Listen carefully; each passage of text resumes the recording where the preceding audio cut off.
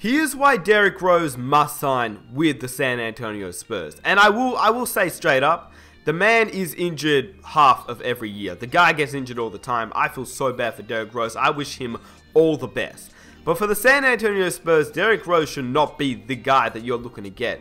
Because the 2017 free agency, there are some amazing point guards. I'm not going to name Stephen Curry because, well, I think we all know he's never going to go to the San Antonio Spurs. But Chris Paul, Kyle Lowry, those are the two main guys I can see going to the San Antonio Spurs, especially Chris Paul. But there are even guys like Drew Holiday and Jeff Teague and George Hill that they might want to go after instead of Derrick Rose. Because Derrick Rose, I mean, you've got that risk, that main risk, and he's injured. He's always injured. And, I mean, he gets paid a lot of money. He wants a lot of money. He wants probably a little bit too much money for what he's worth since he is always injured. What better team to make him stay healthy than the San Antonio Spurs? Because they manage their players very, very, very well. That is the reason why Tim Duncan was able to stay in the league for so long. Manu Ginobili, a guy that's very old but still produces at a really high rate and is a beast. And Tony Parker, he's old as well, but he can still do some things on the court. And he's a lot older than Derrick Rose, to say the least. Obviously, they probably get injured about the same at this point in time. But Derrick Rose, let's talk about the pros and cons if you're the San Antonio Spurs to signing Derrick Rose. Because, I mean, you know what's about to happen. Derrick Rose, he signs there, he gets injured, he's out for the year. What do the Spurs do then? Let's get into that. So, following a playoff sweep at the hands of the Golden State Warriors, the San Antonio Spurs, I mean, they don't look like they're in the best position if they don't go after someone in free agency. They did lose Tony Parker to a season-ending injury, and Tony Parker, I get it, he is their point guard, but he isn't that good. He's a great guy, but the guy, he's old now. They need to look past him, and I think Derrick Rose should be a guy that they look to get. Of course, this summer, there's heaps and heaps of point guards, and there are players like Chris Paul, Kyle Lowry, Drew Holiday, and I mentioned them before, but these floor generals will be open on the market. And with Parker obviously being old and he's going to be injured as well, I think he's still rehabbing at this point, they need to get point guard. I mean, Patty Mills, he can be the backup. He can also start a few games. And that's the reason why I think they need to go after someone like Derrick Rose. Because Patty Mills, I think he's a little bit underrated. The guy can hit some crazy shots. I may be a little bit biased because I am from Australia. But if you watch basketball, you know that Patty Mills can do some work. I don't think he is a starting caliber point guard. That's not what I'm saying. I think he is an awesome bench player. And he is one of the better bench players as a point guard. I think he's one of the better point guards coming off the bench in the NBA, and I don't think that's even a question. I think he's hit some big shots in some big games, and I think he's a really good player. So for a guy like Derrick Rose, who I guess the Spurs will expect him to miss a lot of games, to have someone like Patty Mills come off the bench, not even come off the bench, start a few games when Derrick Rose can't play, that is really, really beneficial for the Spurs. I know Derrick Rose has all that talk about injury, but last season, Derrick Rose in his debut season for the New York Knicks played 64 games, which is pretty good. Like, that's a lot more than a lot of other players in the NBA. He averaged 18 points, 4.4 assists, 3.8 rebounds in 32 minutes per game, which is an encouraging sign. I don't think people can look at that and say, well, Derrick Rose sucks. Because Derrick Rose, when you think about it, he's come off one of the most horrific types of injuries that you can come from in the NBA.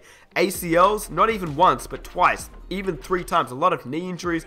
The guy deserves a break. 18 points per game in your first season with a new team, especially in a team that wasn't very good. I think that's actually pretty good. I think that's a very, very encouraging sign. He converted 47.1% from the field, his best return since his second season in the league. So he was pretty efficient. Obviously, there are a lot of things that he could have done better, especially in terms of his playmaking ability. But I think when you're surrounded by Phil Jackson, who he's about to get fired from New York, you're surrounded with a Carmelo Anthony who doesn't even know if he wants to play in New York. You're surrounded by Joakim Noah, who is some trash. You're surrounded by Kristaps Porzingis, who I think is an amazing player, but to be fair, he's only in his second year. You can't judge a player like Derrick Rose and pair him up with Kristaps Porzingis, who's only in his second year. Derrick Rose would have a lot more experience in the league, and I think for him, that's very, very important. So, I think obviously the Knicks weren't the best team for Derrick Rose, but he is still 28 years old. He's a 3-time All-Star, he's a 2011 League MVP, and he can do some work. There are times when I watched Derrick Rose last season, I was like, damn, he kind of reminds me of the old Derrick Rose, and there were certain plays, and the thing is, it wasn't all the time, and that's the sad problem. But I think under Greg Popovich, one of the best coaches in the NBA of all time, there is a lot of pros that you can get with the San Antonio Spurs signing Derrick Rose this summer. So, let's talk about the arguments for signing Derrick Rose. While there were plenty of signs throughout the season for Derrick Rose to indicate that he has plenty to offer moving forward, one indication was that Derrick Rose's drives per game was amazing. Before all the horrible injuries, the guy that was able to get in the lane, drive into the heart of the defense, attack the defense, and he was more than able to even do that this season. Over the course of the season, Derrick Rose averaged 10 drives per game, ranking him 11th overall in the league, which is really good. For a guy that you'd think would have that mental state where he thinks, damn, I don't know if I should drive in the lane, my knee might go. For a guy to do that is incredible. So that's a lot of confidence right there. In contrast, the Spurs as a team averaged just 25.4 per game, ranking them 22nd amongst all teams in the NBA, and this was led by Tony Parker with 7.5 per game. That's a pretty big difference right there, because Tony Parker is injured, and for a guy like Patty Mills, that's not what you need. Patty Mills doesn't do that. He's a spot-up shooter, he's a great three-point player, but he isn't a guy to attack the basket. I mean, he averaged 1.8 drives per game this season. So, if you're going to replace Tony Parker, Derrick Rose is the guy. 10 drives per game, 11th overall in the league, and with more confidence after last season, with more confidence, the guy can go to work. I think if he can stay healthy, which obviously, once again, it's a big what if, the Spurs can do some real damage right there. Because tying in with Rose's impressive driving numbers, his shooting numbers were close to the rim. Over the season, he averaged 7.1 attempts per game, less than 5 feet away from the ring, once again ranking him 11th overall in the league, and as a team, the Spurs averaged just 25 shots per game within 5 feet of the rim, ranking them 29th overall out of 30 teams. So once again, they need a guy like Derrick Rose to get in the lane and attack the rim. That is what the San Antonio Spurs need. Ranking 29th overall, that's just not good enough at all for a team that wants to advance to the NBA Finals. That is horrific. Let's be honest here. Another pro to the San Antonio Spurs trying to get Derrick Rose is that Derrick Rose actually had his lowest usage rate since his rookie season at 25.6 per game. And this is no doubt due to the presence of, obviously, Carmelo Anthony, who averaged 29, and Kristaps Porzingis, who averaged 24. These two guys, they're not point guards. They don't need to have the ball like Derrick Rose does, because usage rate, obviously point guards tend to have the high usage rate. I guess Carmelo Anthony, he's a bit of an exception, because it's either your point guard or your star player, right? I think we can all agree on that. So, for the Spurs, they don't really care about that type of thing, because usage rate for the San Antonio Spurs and Greg Popovich, we all know about that. You play under Greg Popovich, you play under a system, and a system at that is a passing system. Let's be honest here, a team like the San Antonio Spurs and their ball movement, that can be really important for Derrick Rose. He had a usage rate of 31.9 in his MVP season compared to the 25.6 he had with the New York Knicks. I mean, that is just crazy. However, Rose did manage to have 8 games with a usage rate of at least 29.5 during these games. Rose, which when he did average 29.5 as a usage rate, he then went to average 25.4 points per game, 4.6 rebounds, and 4 assists in 35 minutes per game.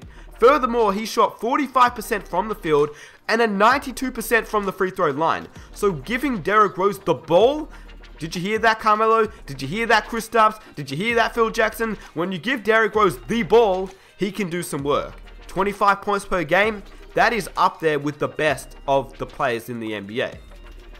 So with that out the way, the Spurs and Derrick Rose can seem like a decent fit. Obviously, it does come under the question once again, Derrick Rose needs to stay healthy. But in essence, Derrick Rose provides something that the San Antonio Spurs not only need, but something that they don't really have with any other guards in free agency. Chris Paul, he is an amazing player. He's the guy that they should go after, right? And I think if they can get Chris Paul, there is no need for Derrick Rose for sure. But he is a little bit different to Kyle Lowry because Derrick Rose gets in the paint. Kyle Lowry doesn't really do that. Jrue Holiday doesn't really get in the paint. Derrick Rose does that. And for a team that ranks 29th at getting in the paint and finishing, Derrick Rose is the guy that the San Antonio Spurs need with his attacking nature. 77% of his field goals made this season were unassisted. That means he had the ball, he drove, he finished, and that's crazy. And being just 29 next season, combining Derrick Rose's great strengths with the ever-evolving use of Greg Popovich as your head coach and his staff presents a very, very interesting prospect that we have on our hands. And in summary, Derrick Rose and a San Antonio Spurs partnership could prove to be one of the most interesting things that could happen during this summer. Lastly, I want to end off with a quote by Derrick Rose. "Not even thinking about money. I've got more than enough money saved. If I stop playing basketball right now, I'll be alright. I want to win. I want to be happy and feel at peace with myself wherever I am. But being at the negotiating table, you never know. I'm not going to negotiate with people where the money is. The number one thing I'm asking for is I want to win." Now for Derrick Rose, what other team is best to win than the San Antonio Spurs? He should push to go to San Antonio. San Antonio should push to get him. And obviously this is if they are unable to sign Chris Paul, because I've said it before at the start of the video, I said it at the middle of the video, I'll say it again at the end of the video. This video is only if they are unable to sign Chris Paul. They should go after Derrick Rose because I'd love to see it. I think a lot of you guys would love to see it. Play under Greg Popovich. So if you guys enjoy the video, don't forget to hit that like button. Subscribe if you're new. You guys have been going ham on the subscribe button and I appreciate that. I thank you so much. So if you're new around here and you enjoy NBA content, definitely hit that subscribe button and I'll catch you guys in my next video. Let's aim for 4,000 likes. I'm out. Peace. Where do you think Derrick Rose should sign?